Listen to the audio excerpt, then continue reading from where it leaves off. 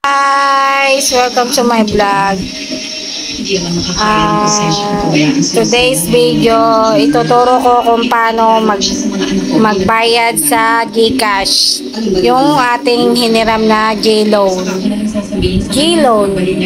Hiniram ako ng pera sa GCash, tapos ngayon, kunyari magbabayad na ako ng utang ko. Pupunta tayo dito sa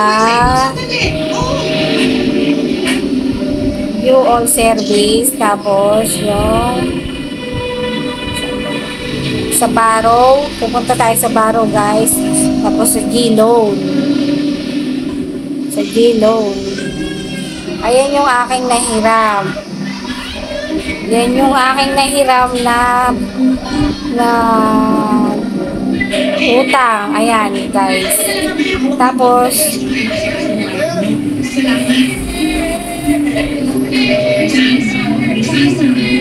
ayan siya guys. Click, ayan yung babayaran ko 453. Tapos i-click mo yung payload. Kunyari meron akong balance ng 453. Ipi-payload natin siya. Titignan natin guys kung lalabas. Kailangan pala lang.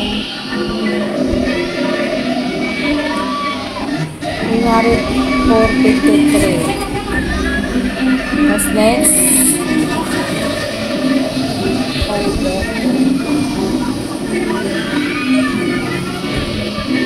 Basta ganun lang guys yung pagbayad. Wala kasi akong pera eh. Ganun lang siya guys. Ganun lang kadali. Pupunta ka sa GCash mo, tapos sa Barrow, tapos G-Loan, tapos makikita mo na dyan yung babayaran mo. Ganun lang po magbayad ng utang sa GCash.